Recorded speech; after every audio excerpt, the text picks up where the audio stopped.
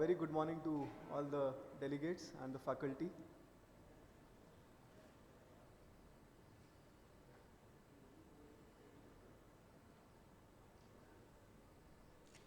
So I'm here to talk about something which was considered fancy and not available, very difficult to procure for our patients some time back.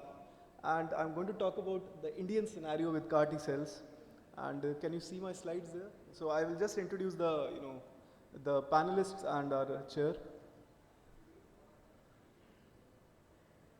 So our session director is Professor Naveen Khatri and Dr. Sunil Bhatt is the chair. And now I'll call our panelists upon the stage. Professor Rahul Purwar, who is really a star for me, and he's one of the pioneers of CAR T cells and indigenously designed CAR T cells.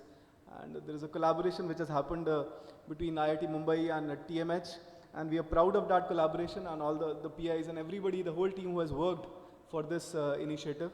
So I invite him on the stage, please.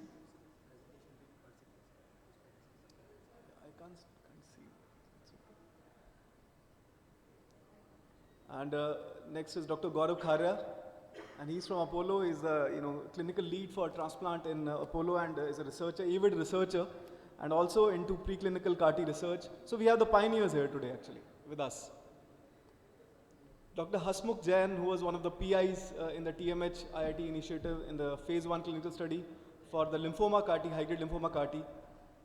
Dr. Hasmukh, welcome and thanks for doing what you do. Dr. Rajiv De, he's from Kolkata, he's a hematologist here, NRS Medical College. Dr. Jaya Chandran PK from Adyar, can I have you on the stage? He's also worked clinically with CAR T. Dr. Santosh Devdas is an avid transplanter and also interested in CARTs. Dr. Deepak Mishra, can I have you on the stage, please? And he is also a hematologist and somebody who is really interested in T-cell therapies.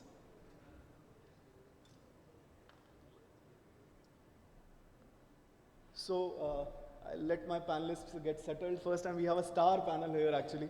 And I'm so proud and privileged to be moderating this session with all of them. So let me ask this question, what is CAR T therapy? And let me start with Professor Purwar. So what is CAR T therapy? Just for my audience. You can see the slide also, and you can just describe it in your words. So. CAR Ts are unlike the chemo or the biologics, they are more like a living drug. So they are the autologous or sometimes even allogenic, the T cells from the donor, which are genetically modified to target the cancer cell or to recognize the cancer cell. So these are immunotherapies where especially our own immune cells are genetically engineered to recognize and kill the cancer cells. So these are modified T cells as Professor Purwar has delineated. So what is the mechanism of action? You can see in the slide. So there is a virus which through the process of viral transduction, the gene is introduced inside the T cells, and thereafter the TCR actually gets changed. And these cells have an expression of CARs on their surface, the chimeric antigen receptors, and thereafter they're able to bind some tumor antigens or lineage specific antigens in many cases, and they're able to induce cytokine release and then apoptosis thereafter. This is how they work, and this is how the production works, and the patient, the leukapheresis happens and the T cells are isolated, they're expanded, and the transduction happens and then they're expanded ex vivo, and then they are given back to the patient after some sort of lymphodepleting therapy. This is the process, and why these are interesting, why these are so exciting for all of us oncologists and hematologists. They have induced dramatic responses in the relapsed refractory lymphoid neoplasms, and this is some data in the adult ALL setting, relapsed and refractory. You can see the responses, CR and MRD rates 83, 67, 93% CR, 86% MRD negativity with some of these cards, and the toxicities also alongside you can see here. But yes, they have a dramatic activity. In the pediatric ALL also, they showed dramatic activity initially, and that's how we got excited about these, and then, we were interested in having some sort of research in India as well. And, that's happening now, thanks to the pioneers which we have on the stage today. So what is the immunological basis of CAR T cells? The T cell receptors, generally they bind in association with the MHC to the antigens when they're presented by the antigen presenting cells. But the BCR, on the other hand, they can bind to any antigen through the immunoglobulin. But the TCR actually, they have, they can only bind if the antigen is associated with an MHC.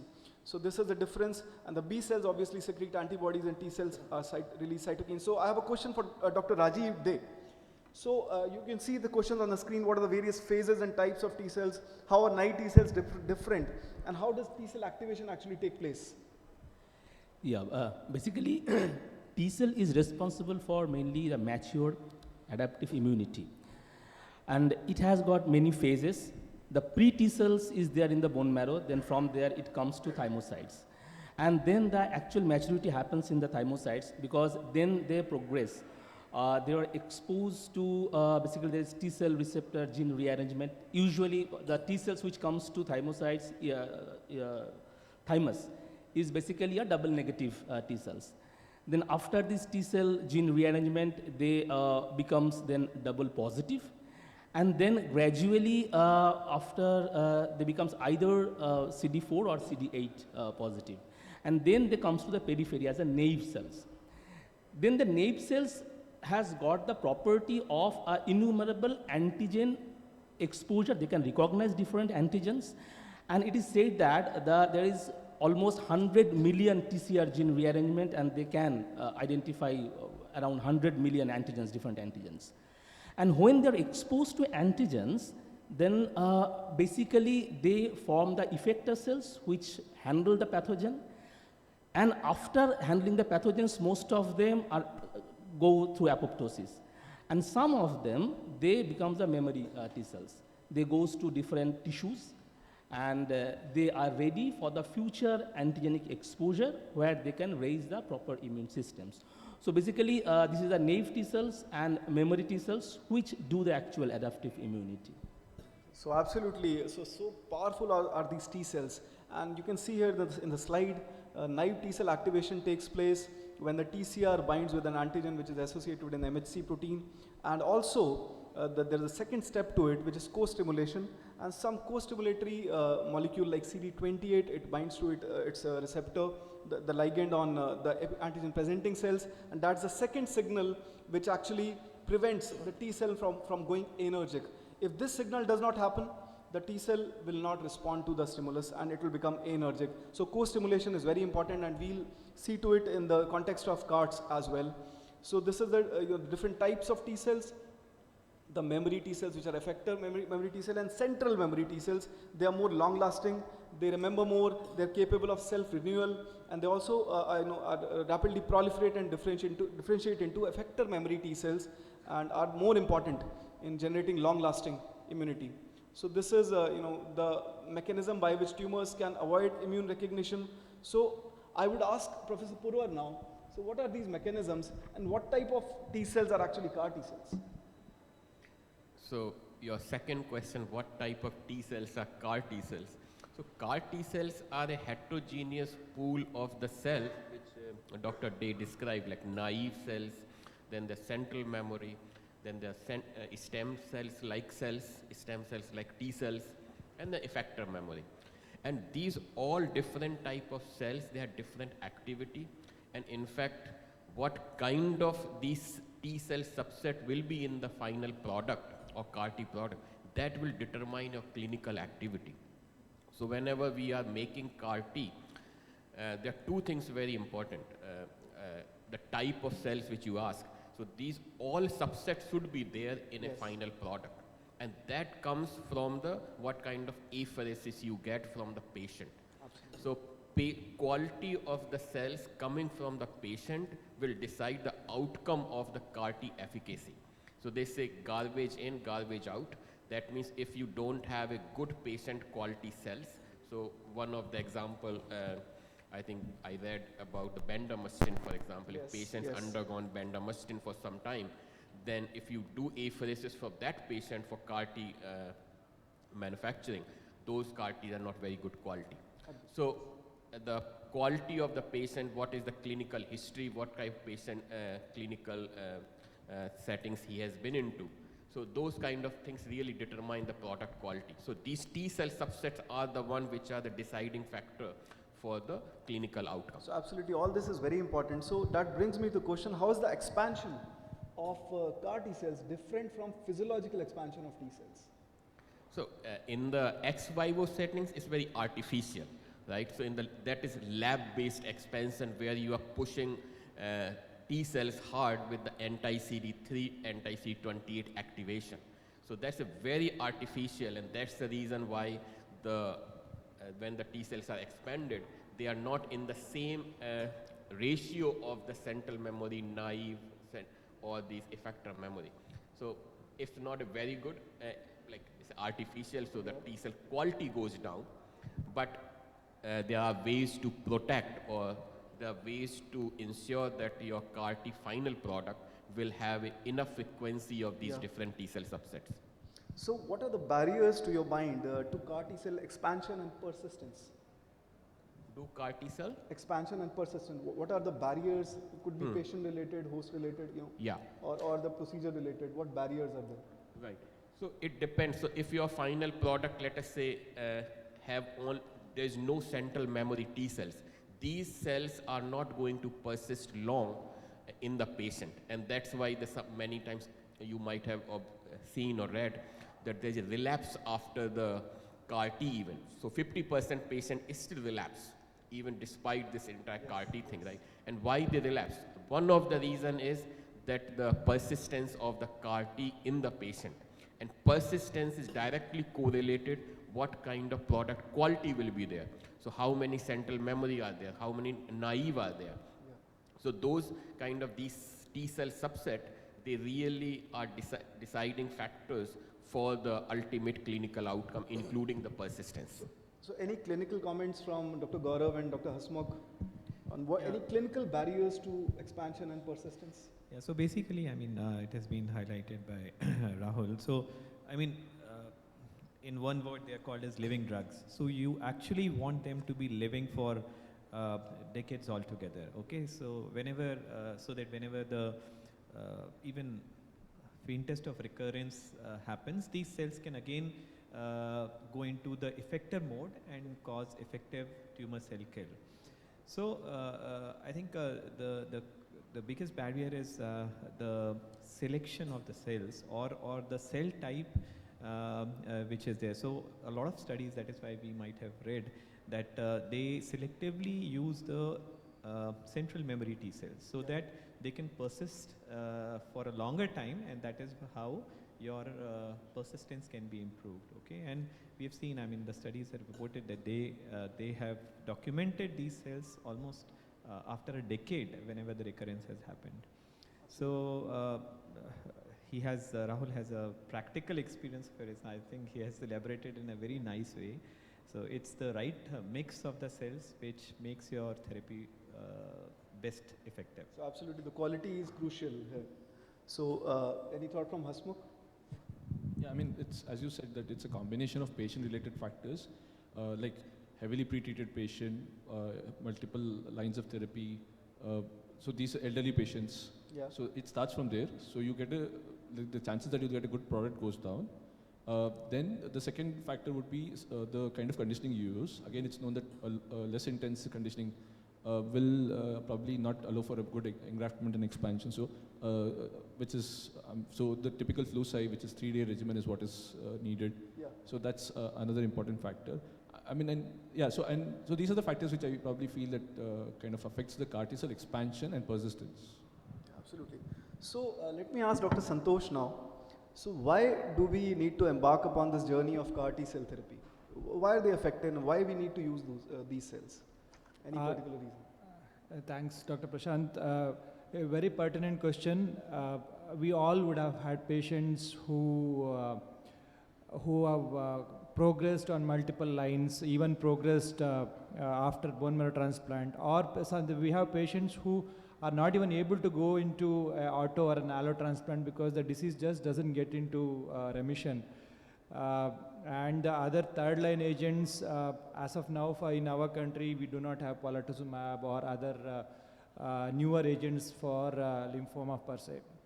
So we are forced to explore CAR T cell therapy as an option where the response rates are impressive, and we do tend to get long lasting remissions in a substantial chunk of patients.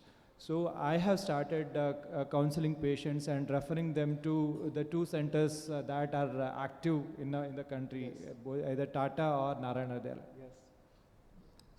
So you can see here in the slide also, there is evidence that lymphocytes do play a role here, and there is evidence of graft versus tumor effect, lymphoma, leukemia from studies, and there's a large data set also.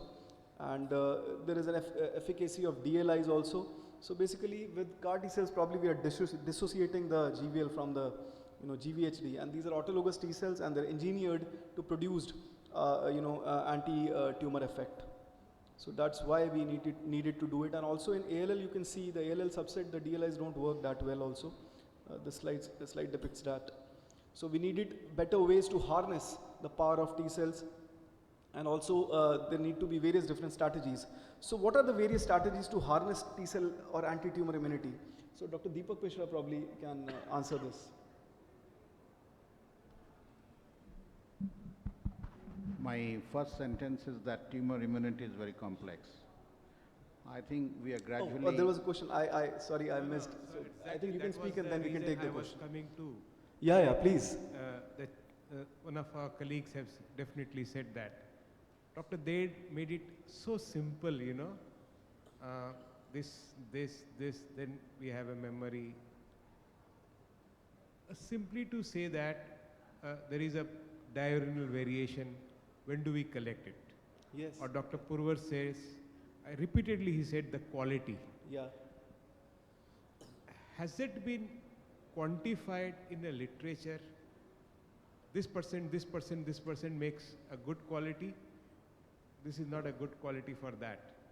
I think that needs to be debated in much more depth. Okay. That is one, for the tumor.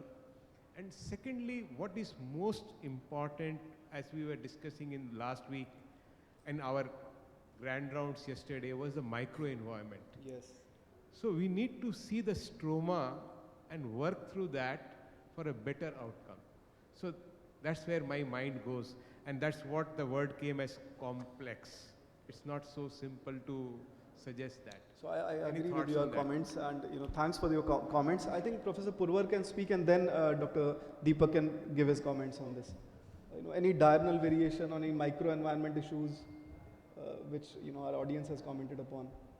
Is there a diurnal variation in the T cell subsets? No, I don't think there is any diurnal variation in the T cell subsets.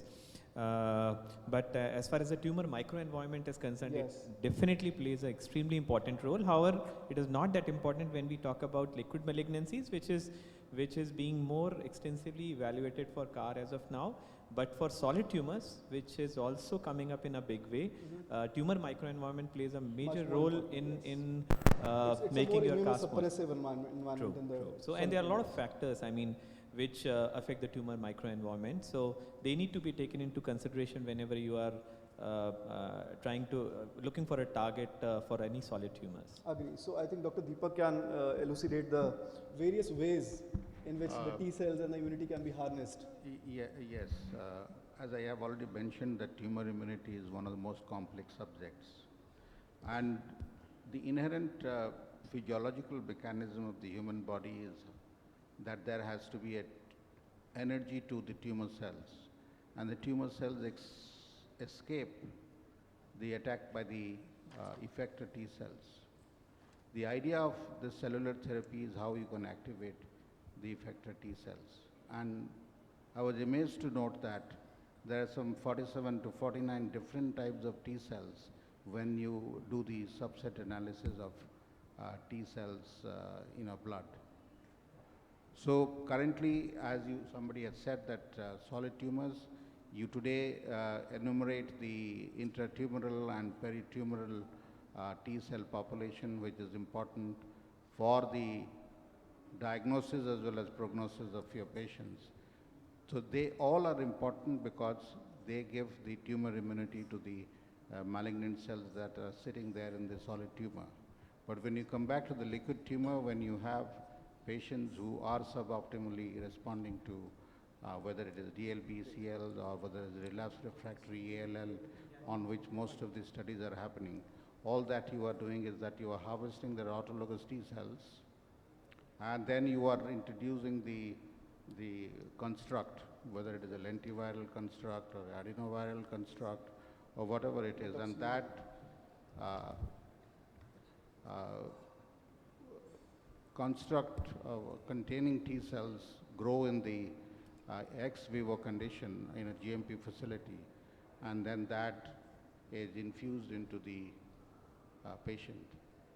So the harnessing the anti-tumor effect of the T cells is exactly the proprietariness of the particular firm who is manufacturing it. Today it is patient specific. Tomorrow you will have it off the shelf available in the counter so that you can take it and put it into any patient. So the optimal harnessing of the anti-tumor immunity is all about handling the T cells, stimulating it, putting the viral construct into it so that they become a particular type of T cell which is directed against either the lymphoid cells in the DLBCL or in the lymphoblasts in the ALL. So these are the mechanisms that are followed in a GMP facility where you manufacture them. Absolutely. Thank you for delineating that. So these are the various strategies which you have elucidated. And Prashant, we have can we answer the question which the doctor asked? Just one question which Yes, he asked please, go about ahead. the Please go ahead, quality yes. of the product. Yes, yes, please. And what is the best quality, how to quantify it. It's actually very complex because patient is heterogeneous, like every patient is so heterogeneous. We do not know what stage of the tumor he or she is, what type of prior lines of therapy he or she has been. So it's very difficult to set a standard that this much percentage of stem cell you have, then only you are eligible for the apheresis and CAR T manufacturing. So that's the reason why we do not have a very quantifiable. But in our clinical trial, which Dr. Hasmukh will speak more about, we have treated already 10 patients in Tata on CAR T. Our experience is if a patient is less than two prior lines of therapy, we could see a good number of naive or the central memory T cells. And in fact, those patients are the one where we even saw the good sign of efficacy. So what generally consensus is less prior lines of therapy, which he also mentioned, and the not so elderly patients, they are the one who have good quality of the immune cells. And from there we can manufacture good quality of CAR T, and they are more efficacious, they persist longer. So we need to have more central memory T cells, that's what you're saying. So we do not know just central memory T cells is enough, because naive T cells are equally important. Then stem-like T cells are very, very important. So the undifferentiated ones. So undifferentiated kind of, yeah, that's the more. Got it. So the CAR design, coming to the CAR design, so this is basically a combination of an immunoglobulin molecule entity, and that's a single chain fraction variable, and this is combined with this is the extracellular domain, this is the the receptor part, and the intracellular, the cytoplasmic domain is a CD3 zeta chain of a T cell receptor, and this is basically the structure of the TCR, and this is the first gen structure, and then I'll come to the various developments which have happened and how the structure has evolved with time. So I think Professor Purwar can take us through this slide, how the various generations of CAR T cells have evolved with time. Yeah. What is first gen, second gen, third and fourth gen? So we know the T cell receptor from the textbook. Just before you speak, I will just like to say that Dr. Sunil Bhatt now is online with us, one of the pioneers from NH in CAR T cell, and we'll also take his comments after this. Sure. So if you see that we all study T cell receptor from the textbook. So the way T cells generally recognize any cancer cell or any pathogenic cell is by recognizing the antigen in association with MHC. So basically there is a complex MHC plus antigen by which TCR or T cell recognize any pathogen or the cancer cell. Unlike this, chimeric antigen receptor CAR sitting on the T cell's surface, it recognizes without any MHC requirement. So that's the reason CAR can directly recognize any pathogenic cell wherever it finds the target. Yeah. So that's why killing or the activation mechanism is very simple compared to the T cell receptor. Yeah. And that's one of the reasons why CAR cells are so effective in killing the any cell whichever they are against. So I think in the previous melanoma some session going on, multiple myeloma session, somebody said they have sent a patient to some center where they got the CAR T, but plasma cells is only one or the lambda is only one. And the reason is CAR T cells do not differentiate between the tumor cells or the normal cell. As long as they find the target cell, which against that they will simply kill it. So one of the reason in cancer why CAR T are not successful in every other cancer is because they are very limited B cell type of target. You can live without B cell because you can always give immunoglobulin as a supplement therapy. That's the reason why. We'll get to that discussion. What is a good tumor antigen for CAR T cells? We are also going to discuss that. Yeah. But the generations which we have spoken about is the first gen, second and third and fourth gen, where the co-stimulatory domain actually differs, and you probably add another co-stimulatory molecule in the third gen. There are two co-stimulatory domains, and in the fourth gen, there's some other mechanisms like secretion of a cytokine alongside. And that's probably called an armored CAR T. Yeah. So you can tell us about that. Sure. So our even CAR T, the progression, what is happening in my lab at IIT Bombay and the company which I founded in Immunoact is that first target is CD19. Now we are moving to dual and triple CAR targets, which are also shown in your slide, and then armored CAR. So armored CAR is where there is a CAR target antigen, plus you have some other mechanisms of the activation. Many cases it is IL-15 or IL-12 or these kind of cytokines which ensure that CAR T are lived longer. Absolutely. So those are the armored CAR. So absolutely, I just make it simple for the audience that in a second generation CAR there is one co-stimulatory domain, which is something like a CD28 or a CD41BB. Yes, and in a third generation CAR you would probably have two. No. So, and in a fourth generation CAR, there is also a gene to secrete a cytokine, which is kind of a armored CAR, which causes more proliferation and persistence. Yeah. So rapid proliferation, or maybe it helps with the tumor microenvironment also. The suppressive take care of the suppressive can I ask one question? Yeah, please. The difference between that is fourth generation and second, third generation is the fourth generation is said it is more safe, kind of. So what I understood. So what is the mechanism of that? It is not increasing the efficacy, it is improving the safety of the CAR, I think, the fourth generation CAR.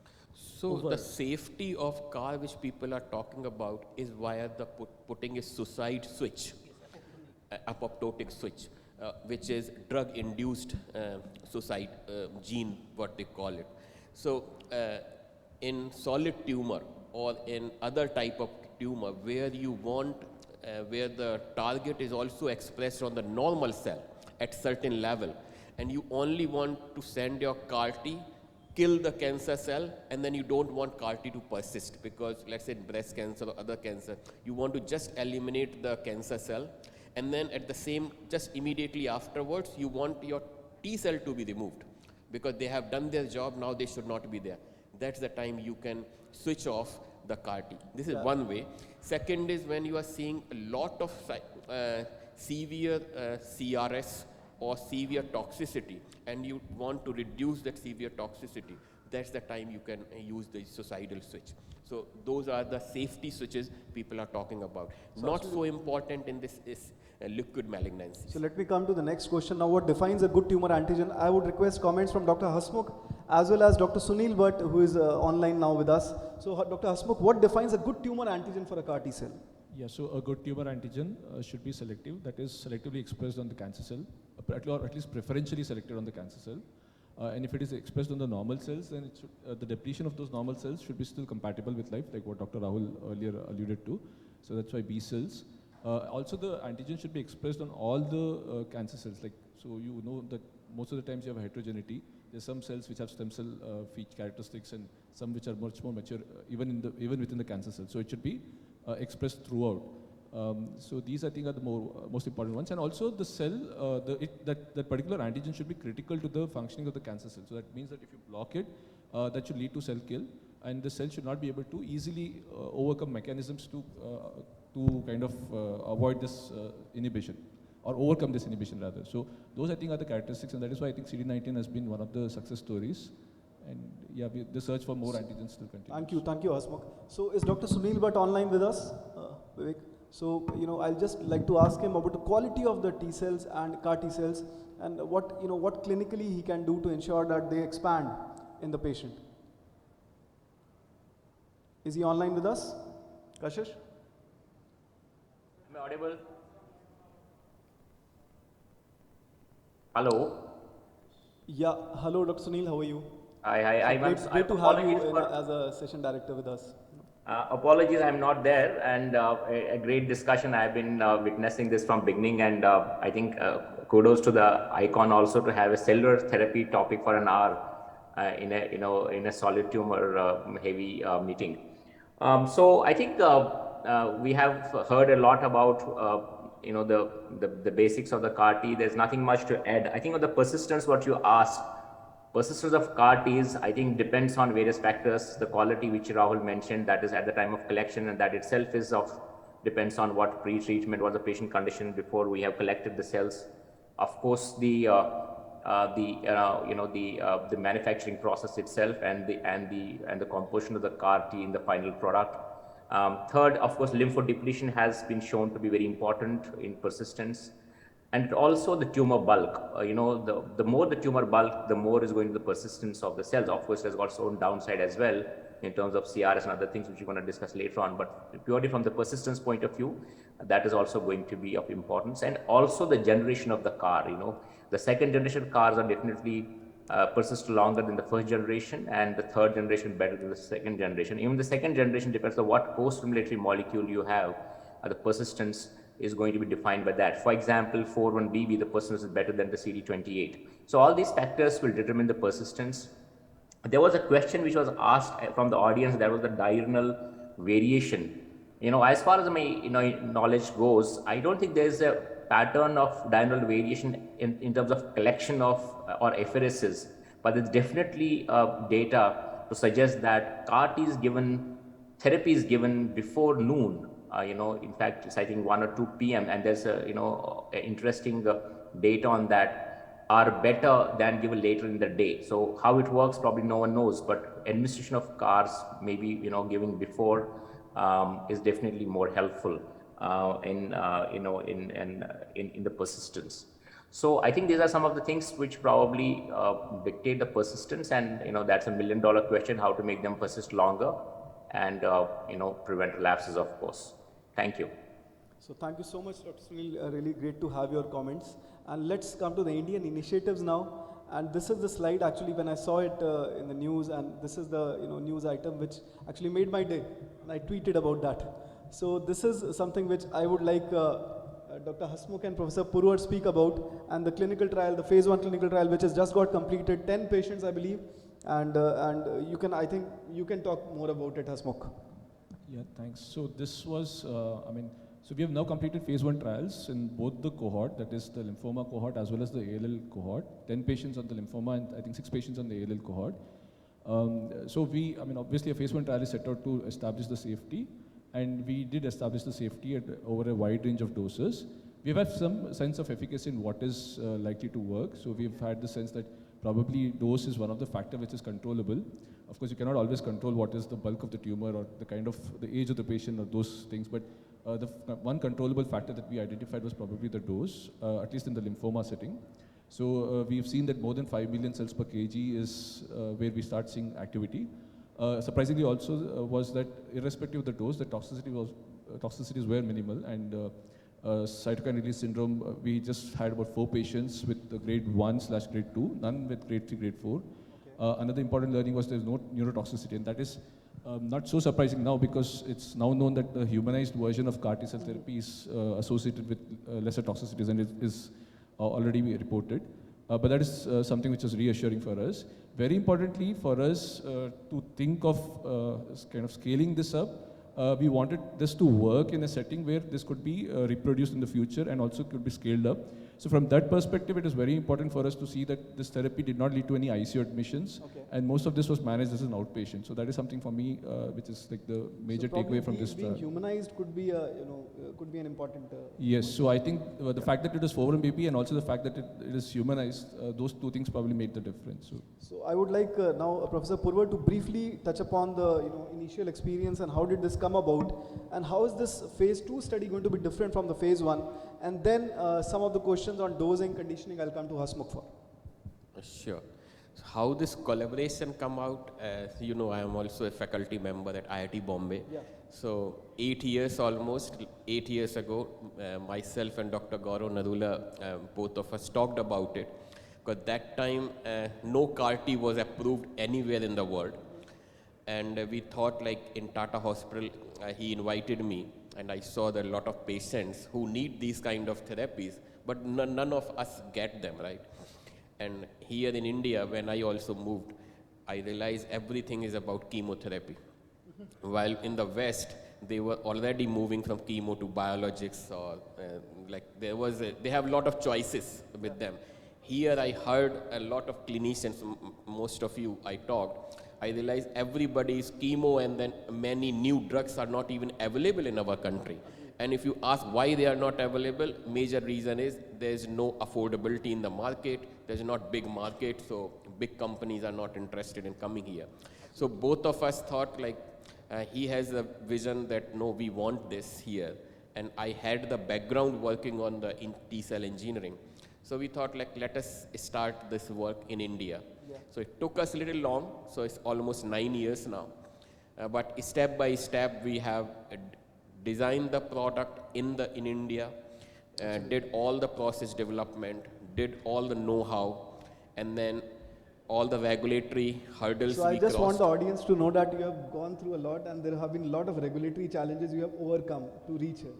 Okay. So yeah. So entire regulatory hurdles we had to clear, and then finally it went in the phase 1 clinical trial, and then I think Dr. Hasmukh and Dr. Gaurav has worked very hard to complete that phase 1 successfully. Absolutely. And they will talk about the clinical data. We are data. missing Dr. Gaurav. I think he's traveling. He's abroad.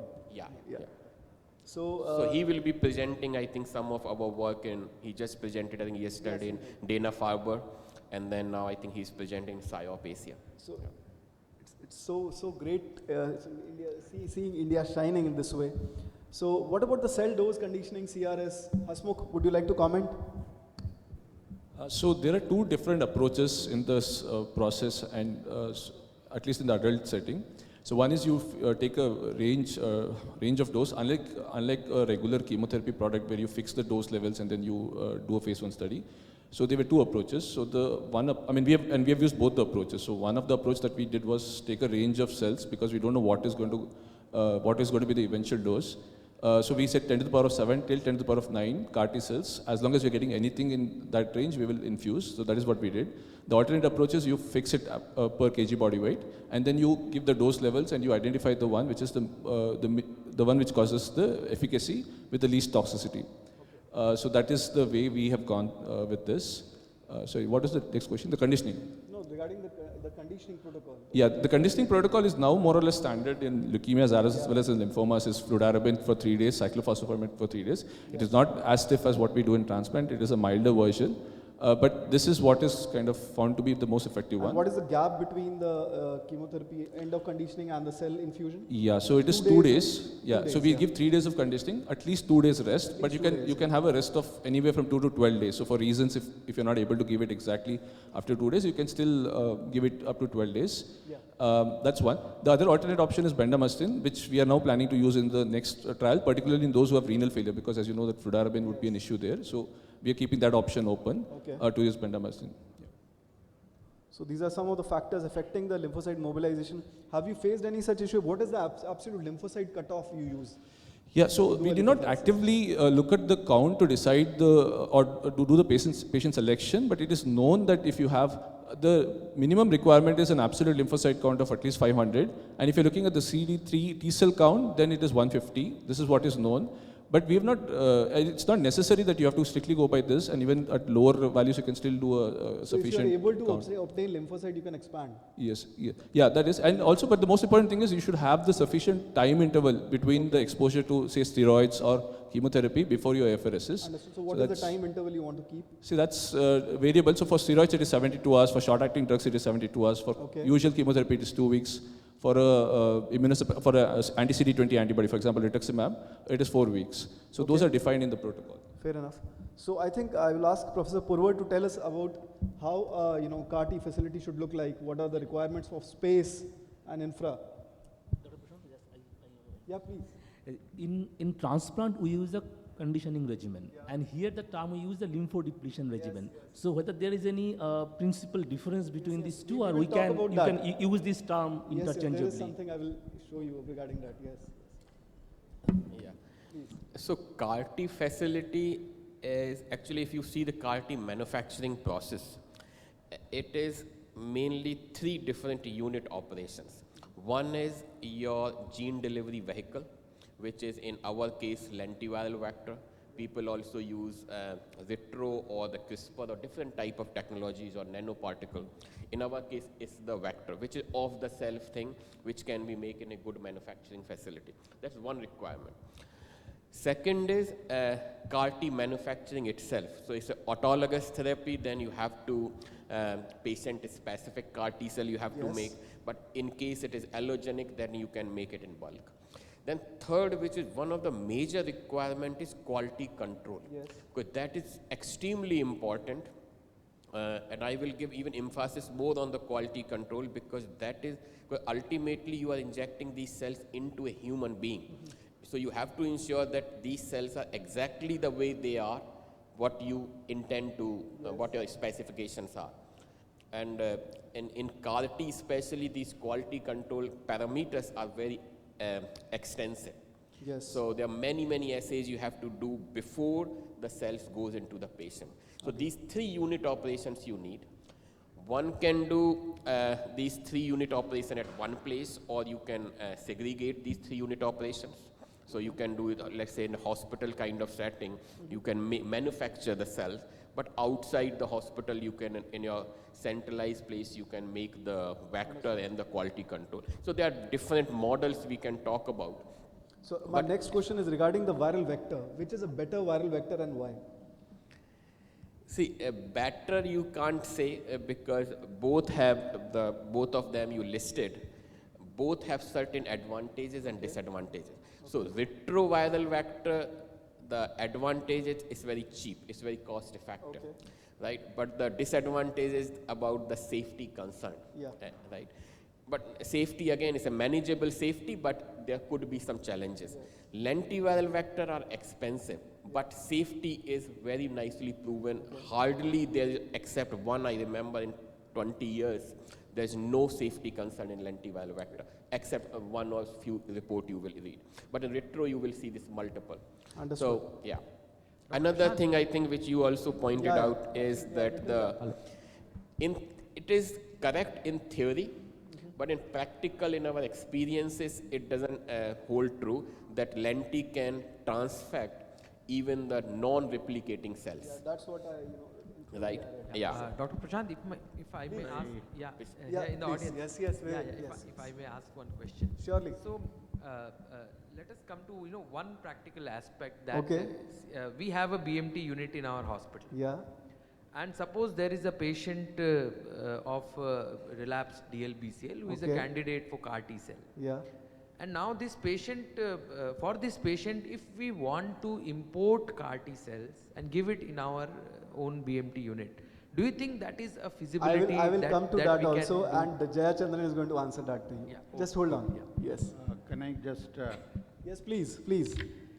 Just be brief. Yeah, since please. Professor Purvar said, because he is the pioneer in setting up the first one, And I think we are setting up the third one in the country. So that's a Tata Medical Center, Calcutta, DBT, INTAS joint collaborative effort. Yes. 10.5 crores budget. We have a 4,500 square feet area which has been converted into a GMP facility, and as you said, some of the areas are on a positive pressure and some of the areas are on a negative pressure, and they are all class 100 rooms. Yes. That means highly, you need very good efficient HEPA filters to create that sort of a positive negative pressure rooms. And recently we have undergone the DCGI inspection, and they have already cleared it so far as the regulatory issues are concerned. And as he mentioned, that quality control is one of the most important factor in the infusion. Is just after you manufacture the product, you shift it to the transplant unit and infuse. But what goes inside the CAR T cell manufacturing facility is very, very technology intensive, and you need highly trained people who should be knowing the nuances of cell therapy as well. And in this, when you separate the cells in the Prodigy platform, then you have different platforms where you have a max count, where you do the counting, and then you transduce the construct, then you do a count, then they have many other gadgets in which the cells are processed ex vivo. And as you know, that CAR T is a live drug, so you have to see that they remain viable throughout the process. So that is where you have to see that you infuse the right quantity of the live product. So all these issues are to be looked into, and I think the more and more centers do set it up, I think we will become more. So the learning curve is large and quite big, and I think sooner or later we will be there. So I agree, quality is the main, criteria and main concern. So this was, I think, Dr. Rajiv's question probably. So the lymphodepletion, why do you call it lymphodepletion? Because this is the reason why we give it. Not only for disease control, but create that niche for the cells to, expand. And it creates a homeostatic, stimulates the release of homeostatic cytokines like IL-7. And it is able to proliferate the T cells and expand it better. And also it eliminates potential suppressor cells like Tregs. So that's why the lymphodepletion is given before giving the CARTs. So this is the kind of lymphodepletion used, Flu-Cy, and this, you can see here the CAR T expansion increases by giving Flu-Cy, some of the lymphodepleting regimens, and Benda also was mentioned by Hasmukh, because in patients with renal failure, probably some concerns are there with Flu-Cy, flu. And lymphodepletion practical considerations, I would just ask one or two comments from Dr. Hasmukh. So what is important while doing this? Just one or two comments from you. Sorry, I didn't get your question. So just one or two comments on lymphodepletion, if you have. I mean, I've already, as we've already discussed, so it has to be three days of conditioning and then 2 days of, at least 2 days of gap, and then go on with the infusion. So up till 12 or 14 days also you can Yeah, 2 to administer. 12 days actually, and that's it. So, and ALC you mentioned. ALC not so much important in, before giving lymphodepletion, so okay. that you could. So I'm just asking if the ALC is too low. If the ALC is too low, like something like less than 100, would lymphodepletion still be necessary? That's what I'm asking. For the reinfusion, yes, we have that option, but I don't think upfront anybody is omitting. Though on the ALL trial, I believe that there was this provision that you could omit a lymphodepletion. Okay. If Dr. Khatri is there, probably he could also answer. He's, I think, is Dr. Khatri online now, or he's left? You see, Prashant, the limit of detection of the cell counters is 100. Yeah. So if you get a 100 count on a cell counter, that means it can still be lower. No problem, no problem. Then if you want to count it on a chamber, that's called the Nugent's chamber, in which you can count if it is really less than this. Yeah, so I think it is not required. Understood. If you get a So 100 I on the just counter, have to cut I it think short. that should Just be good. this next question for Professor Purwar. So how are the indigenous CAR T cells different? All these parameters. The mic. Can we get a better mic, a working mic to him? Entire right from the be a little product louder? design, right from the product design to the clinical trial, entire work we have done in indigenously in Yes. India. So this is one of the major things. Yes. But what is different compared to the, I think, comparable car, right? The other competitor car is our car is humanized, probably the first one in our place where we humanize the car. So design of the car is different. And because of the car construct design, we have published earlier in our preclinical model that our cytokine release that causes the CRS is low. So in our preclinical model mouse study 2 years back, we have published that if this car particular construct design, where we have the patent also in our car construct design with our product, Yes. which is a patented product, shows that there is a less CRS in the preclinical model. Yes. Or it releases less IL-6, which in turn will induce less macrophages IL-6 release from the macrophages. So this was the major novelty, that car design is causing the less IL-6 release. This was the major patented thing in our So car. right now the commercial cars are murine. At The least, Kimraya and at least Yaskarta. two of them, Yes. Yaskarta and Kimraya, both are They are murine murine, car. yeah. And that's the reason why even Dr. Hasmukh told you that Maybe, what excites him probably is that this car can be done in OPD also, in OPD kind of Absolutely. setting. So Hasmukh, you did not have any ICANS, no neurological toxicity at all. Absolutely not. Absolutely. So anything about the time to manufacture? How many patients can your facility cater in a month? So right now we have made a beautiful facility of ImmunoAct around 15,000 square feet, and this facility even can cater up to 1,000 patients a year. So now the facility is very large, like 20 times what we had earlier. So we can cater up to 1,000 patients a year. My God, Yeah. that's a huge number. How much can one Clinimax machine cater in a month? So a Prodigy, which I think probably Yes, you are Prodigy, referring yes, to, yes. that I think one cycle take 14 days. So probably for a month they can do at least in one machine 2. But in our case, it's a semi-automated kind of integrated facility, so we can do up to 1,000 patients. And this was the vision actually, how to scale up and how to ensure that a CAR T even go beyond Tata, So TMH this is something Mumbai, the right? audience and everybody in India should Right. know, that this is Yeah.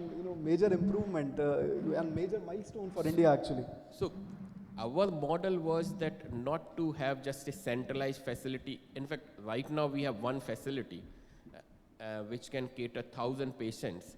Right now we have only one product. What our wish list is that we will have multiple in near future. And then our model is that we will ensure that every person, whoever can benefit from the CAR T, should get the CAR T at affordable cost. Absolutely. So just to add last Yeah, point please. is that not only just in Mumbai, we have vision to open similar manufacturing facility in different region of the country. So making it decentralized, but decentralized in an Indian way, not like every hospital should have, but instead it's every region should have, so that if let us say in one in NCR region, that can supply So I think all that is the hospital reason to enough for all of us to be Right. very happy about what Right. you're doing. Yeah. So let me talk to Dr. Sunil, but is he online still?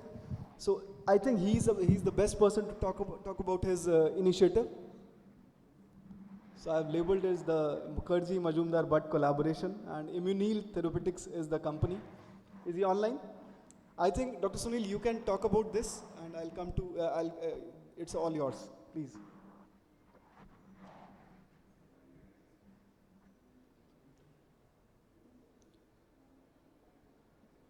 So this is the study and the trial going on in NH, and I think Dr. Sunil is going to talk about Hello. it. Yes, we are here. Hello, am I Everybody audible? is. Yes, you're because audible. I'm getting muted in between. I'm sorry.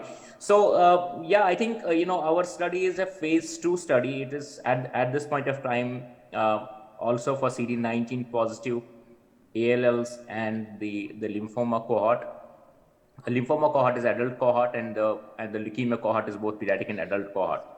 So we are at this point of time enrolling. We're midway in our targeted enrollment, and I can't disclose a lot of information here because we are still running the trial. It's not finished yet.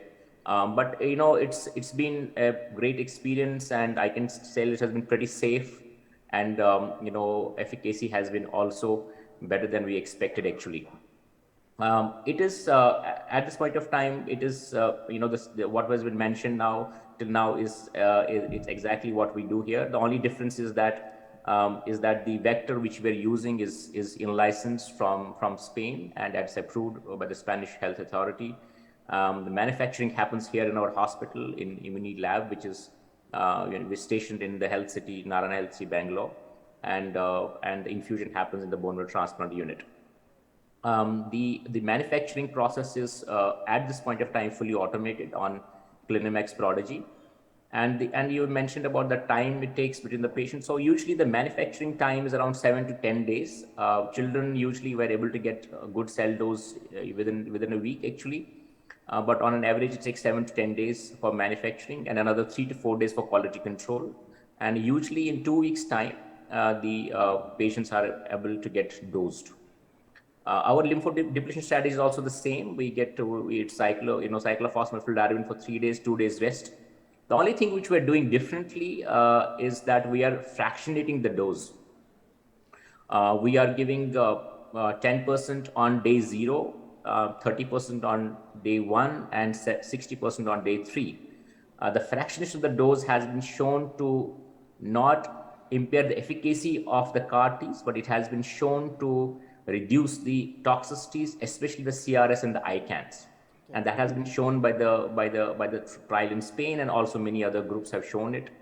Our target dose is 1 million cells per kg for leukemia cohort and 5 million cells per kg for the lymphoma cohort. And of course, it's a dose range. It's in the CAR T world, as I said, it was told earlier. There's no, we still probably don't know the right dose yet. But the range is from 0.1 to 1 million and 0.1 to 5 million in the leukemia and lymphoma respectively. But our target has been, and we have been able to achieve the target dose for all the patients we have infused so far. So great to know that, and great to know about your initiative. So you said that these are humanized. These are humanized, yeah. Okay, so these are similar to the ones Professor Purvar is working on. Humanized and lentiviral vector. Lentiviral, okay. So another person who has, another doctor who has done CAR T infusion in India is Dr. Jayachandran, and I would just ask him to tell his experience and how he did that.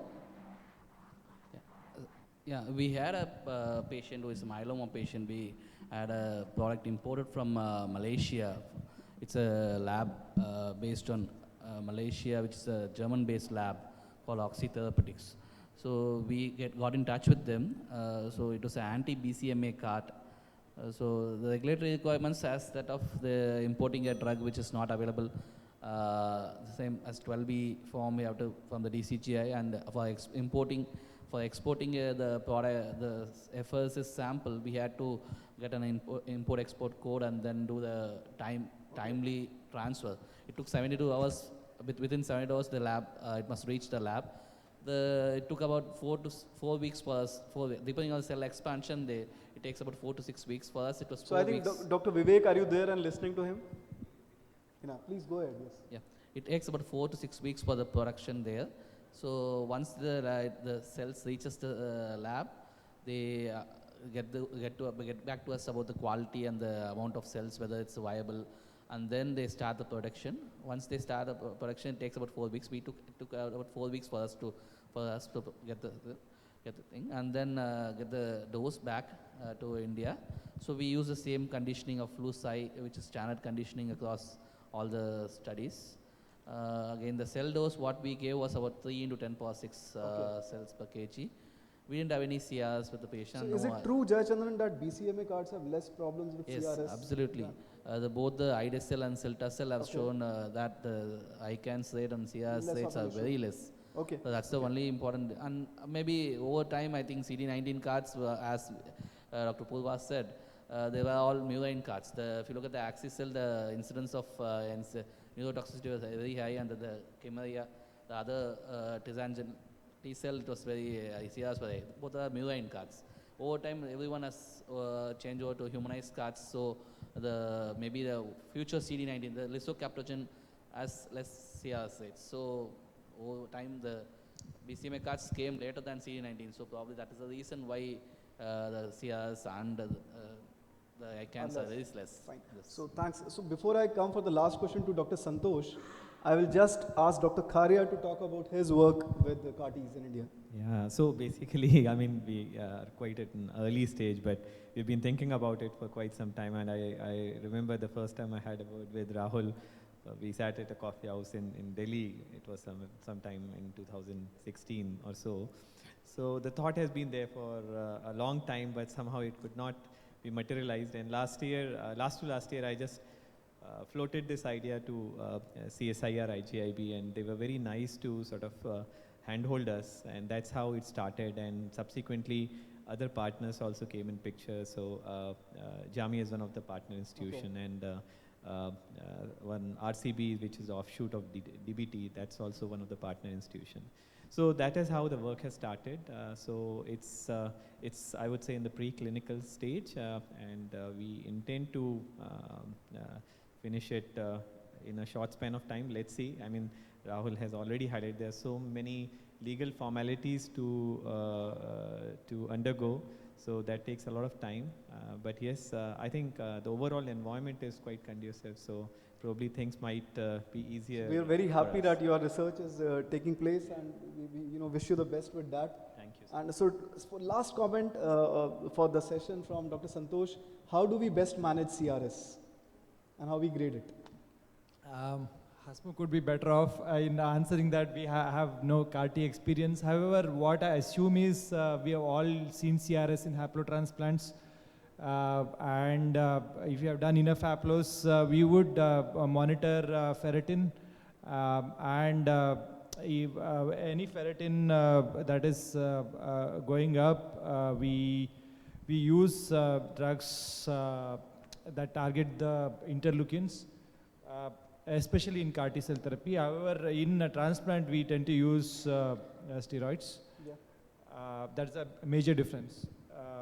Yeah, but experience and exposure to managing the CRS would be very important step in more centers being able to do this. Absolutely. So, I think early TOSI and identification of the problem is important, and differentiating from sepsis, like a bimodal IL-6 peak, some markers like that. They can. I have a question here. So I think we are short on time.